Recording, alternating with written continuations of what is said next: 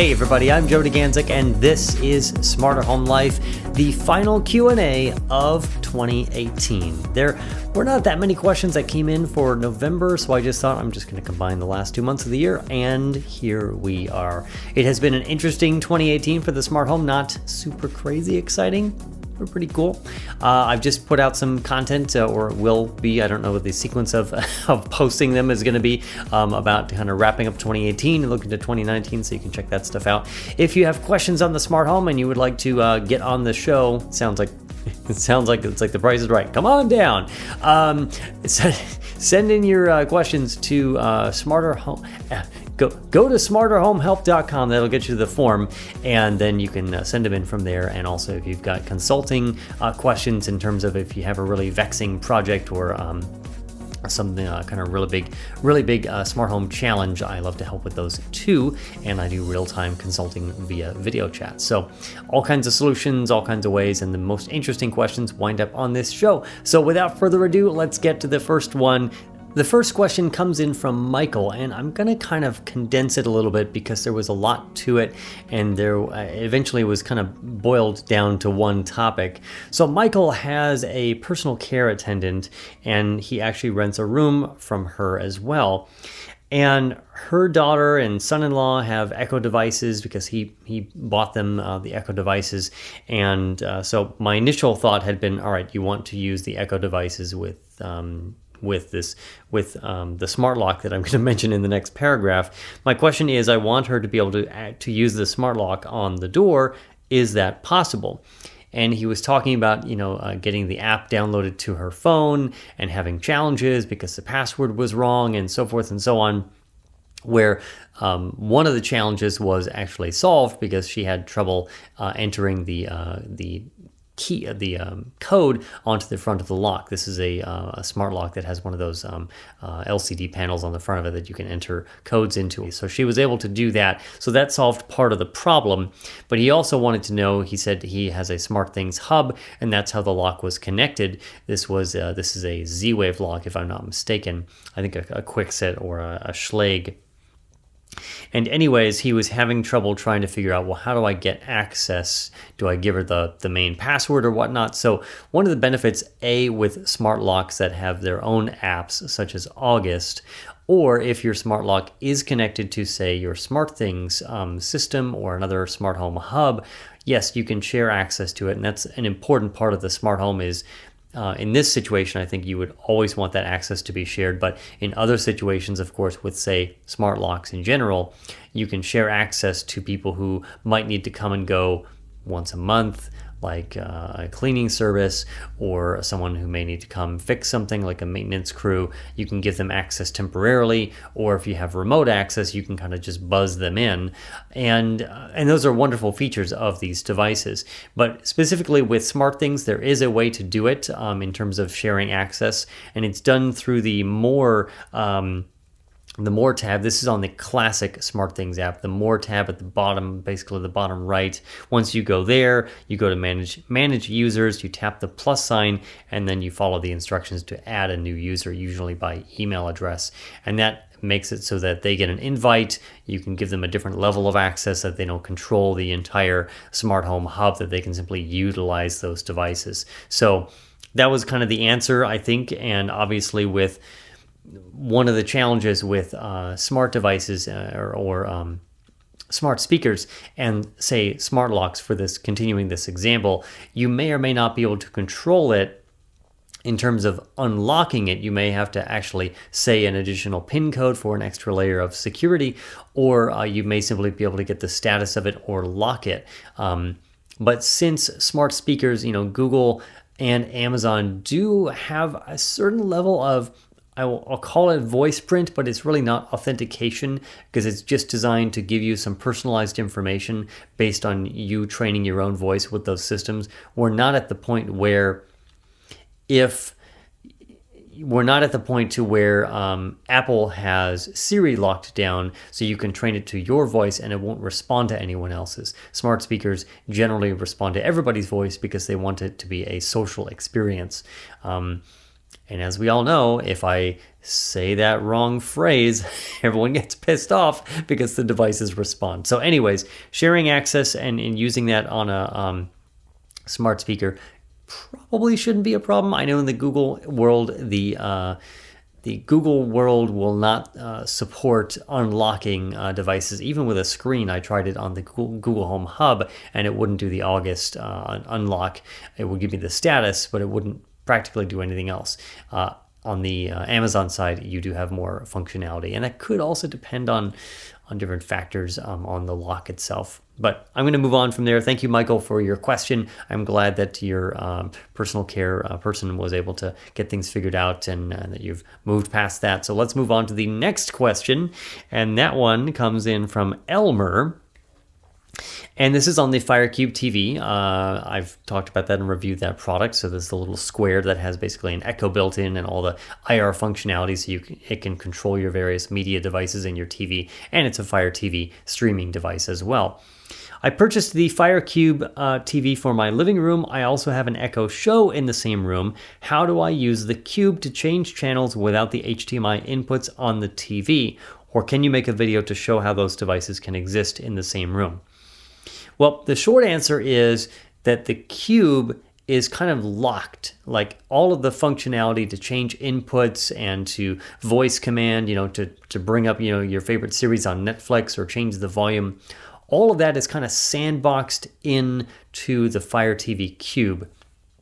And it's a little bit unfortunate because what he wants to do, which I think other people, myself included, want to do as well, is do some of that control remotely, not necessarily at that device. If you happen to have, again, an Echo Show in the same room or some other Echo, if it's a large room for some reason, and you just don't want to yell across the room to the TV, you want to talk to the local thing and say, hey, can you turn up the TV, right? Makes sense. Amazon doesn't allow that yet. There is no way to hack it or to do anything at this point. Everything really is sandboxed into the Fire TV Cube. And let me just make sure my notes. Yeah, everything pretty much is change channels. That's right. Yeah. And all of that, everything is just sandboxed to the device. So it doesn't really play nice. From what I understand from some inside source reading that I've done, is that the Fire TV Cube was largely developed by the Fire TV team, and then they kind of just stuck the Echo functionality on top of it for the voice control. And I know that they're going to improve it, but right now it seems like a very strange animal because certain things don't work, certain things that you would expect that really should be a part of it don't work. It's been out for 6 months. We still don't have the functionality of including routines to say, if you say to it, hey, launch so-and-so series on Netflix or turn it on and do that automation. Why is it that can't be part of a scene for like lighting or, shades or so forth to dim the lights, close the shades, make, movie time. It's been 6 months, Amazon. What are you doing with this thing? You dropped the price by like 50% during Black Friday, and you've sold us a lot of them because I'm getting the questions. So anyways, thank you for Elmer for your information, for your question. And now let's move on to the little middle of the show break. Okay, so this is normally the section of these Q&A videos where I talk about Patreon and upcoming things on the channel and whatnot, and I will briefly, but I also got a wonderful email the other day that I wanted to include in this. It's a nice email, and it's also a smart home question that I won't fully expand on because there's going to be more about this answer in January. But anyways, I tend to get emails, and they're usually nice emails compared to some of the really negative, kind of very, I don't want to say hateful, but just there are some weird comments that show up on YouTube. So anyways, those don't come through in the email, thank goodness. I'm sure now that I say that, now they will. Cue the hate mail. But anyways, from Clayton, Joe, huge fan of your YouTube channel. Thank you. Love your videos, humor, and attention to detail. That's great because sometimes I think I make these videos and I forget like details. So thank you that apparently I do pay attention to detail. I want to thank you for the time that you put into your videos and content. Well, thank you for watching. It does take a long time to make these videos, even these Q&A videos, because they get heavily edited down and All right. Anyways, I'm curious if you've ever done a video on platforms for Windows or Mac to really get customized on home automation. I searched your channel and didn't see anything specific, although I've heard you mention things for Mac once or twice in passing. I'm an IT professional, so I'm not intimidated by a more advanced platform that would give me more control with a little more effort. Keep up the great work on the channel. No one is, and this is, this really gets me here. This is great. Nobody is really filling that niche need on YouTube as well as you are. There are some pretenders, but you're definitely the best in this space. Thank you very much. Those are wonderful words. You know, I came into doing this because almost at the urging of friends to figure out a way to teach all of my smart home and lighting and related skills, and I just thought YouTube would be the best place for it. Apparently, people agree. So it's been nearly 5 years now, and it's been definitely a fun experience. So as to the question, I am going to talk about some of that stuff on the advanced smart home platforms when I talk a little bit more in detail in January about this place. I can tell you right now, obviously, I use Indigo for the Mac. It's a smart home server-based platform. There is, of course, Home Assistant. It's another open source platform that works, on multiple different platforms: Windows, Mac, Linux, etc. And there are the existing more, I hate to call them legacy. They're just not as popular these days because it's kind of a niche thing. So there's certainly the Vera controller. There is the ISY controller. These are hardware-based devices. God, there's a third one that I'm forgetting because I just don't look this stuff up every day. There are a handful of these things out there. I feel like, and I said this in the 2019 predictions video, I feel like they're not in danger of going away, but with the popularity of Amazon and Google and everyone thinking that these cloud-based platforms are smart home hubs, which they're really not. Don't shoot me, Amazon and Google lovers. But anyways, they're really not quite smart home hubs. The Echo Plus qualifies because it has a Zigbee radio, but I won't go into a whole rant.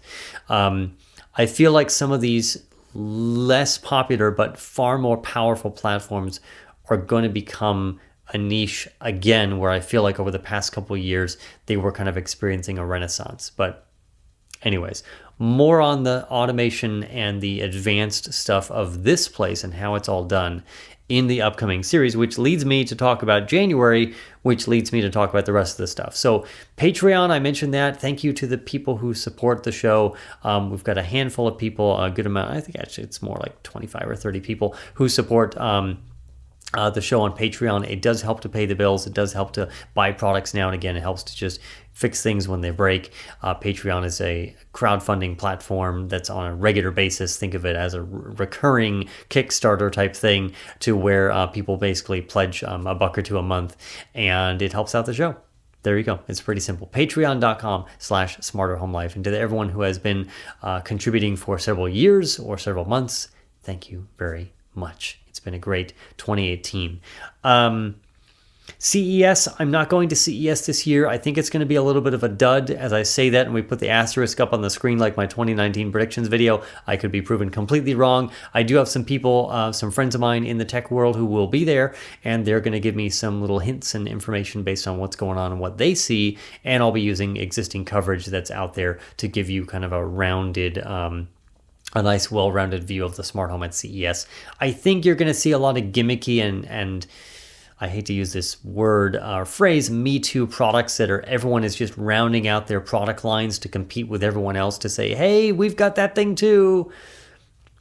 I don't expect to see revolutionary stuff at CES this year. That's just going to make crazy headlines like in the past. We're in a little bit of a technology lull, and that's okay. It takes time to make new stuff, and we'll probably see that in 2020, or we'll see it at the end of the year. I think the smart home has really grown quite a bit. Anyways, check out the 2019 predictions video for my full dissertation on that. Not going to CES, and It's a very stressful show, so I'm actually happy to be taking a little bit of a break from it, and I have to get ready also within the next couple months to move out of here. So speaking of that and moving, I have been promising, and I'm going to fulfill this promise. It didn't happen starting in December. It will happen starting in January. The expanded mini-series that expands on the tour that I did a year and a half ago. So that's going to cover not just all the automation and how things work and the devices and all the tech details and all that stuff, but of course the design and how this place has evolved, even in the interior design and the lighting design, all of those aspects, all the questions that you've been asking or been wondering about this place. I'm going to answer all of them on a multi-video little mini-series starting in about mid-January and hopefully concluding sometime in February. I'm adding one more video and including what it's like to be a YouTuber and actually producing video and all this, putting all this equipment up and taking it down every single time that I have to do a production in this little place. I'm adding one more video because I've actually had a pretty good feedback from the holiday smart home light show, which I actually did last year, but I released it on Christmas Eve just a couple of days ago, earlier this week.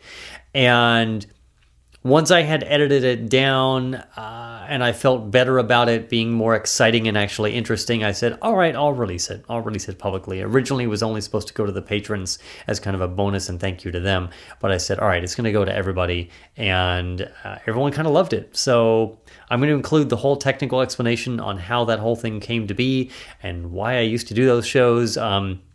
And what I'm working on next with some really cool technology for possibly the going away party and the leaving these tiny smart home party that'll happen in the spring. So look forward to that stuff in January after CES wraps up and the coverage wraps up from there. Okay, a couple questions. Well, a lot of questions have come in from YouTube comments, but here's some of the more or less interesting ones.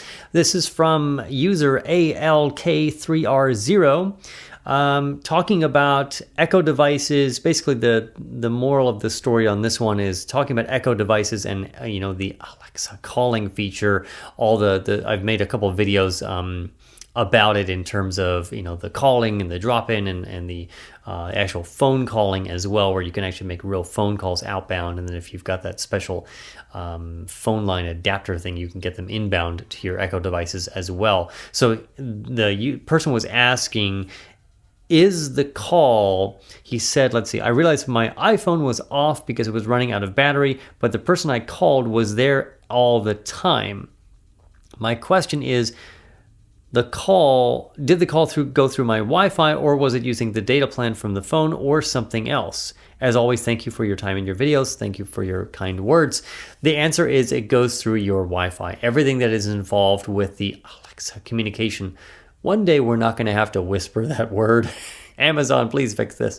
One day, the communication system that Amazon uses for the Echo devices, it's all through your Wi-Fi network. Or if you have a landline and you've got that special adapter, it's going to go through there. But otherwise, it's going through your Wi-Fi. Don't worry, it's not going through your phone.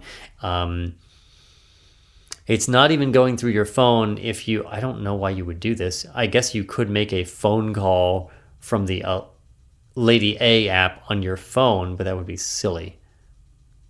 It's going through your Wi-Fi. Don't worry about it. It's not using your data plan. If you're not at home and you initiate some communication thing through, I've been recording too long. There goes the fridge. If you want to know more about the automation, I'm just going to leave this edit in. I'm going to go back and we're going to reinitiate studio mode so I have another hour to record videos. Anyways, if you're away from home and you're using the Alexa app to do communications, to do drop-in, to call your Echo devices at home or to do something else, yes, it's going to use your data plan. If you're already on Wi-Fi, it's going to use Wi-Fi. And the app will not be involved in the Echoes doing something at your home unless you specifically involve it. So that's the answer is, yeah, it's most likely going to go through your Wi-Fi network because it's on the Echo. And if you're away from home using the app, it's going to go through your data plan, or Wi-Fi if you're at a coffee shop or something like that. So that's that question. Thank you very much for commenting. And another one from Lori. Did I miss something? How do I drop in on my elderly parents who have an Echo Dot at their house? And I answered this. There was a couple of different comments. This was again on the video that explained the drop-in and the various communications features. So the answer basically was that when you're using phone numbers are used by the app and the communication system to kind of match everybody up. But for the drop-in feature to work, you have to specifically enable it. You have to go to, and I think I explained it, the actual steps. You have to go into the contact card, basically. So you have to go into the Alexa app, and then you have to go into conversations. Then you have to go to the top right, which is the little contact icon. Then go into the individual contact that you want to enable to be able to drop in on you. So if you're helping someone else do it, it's kind of the opposite. They have to adjust it so that you're allowed to drop in on them, because the drop-in feature connects immediately. It's not like the call feature where it actually rings. As soon as you initiate a drop-in, it just goes, and that could be a privacy violation. So that's why they turn it off by default. So I did some explanation there, and I talked about it on that video. But yes, it's specifically opt-in, and it specifically has to be enabled per contact. So there's that answer.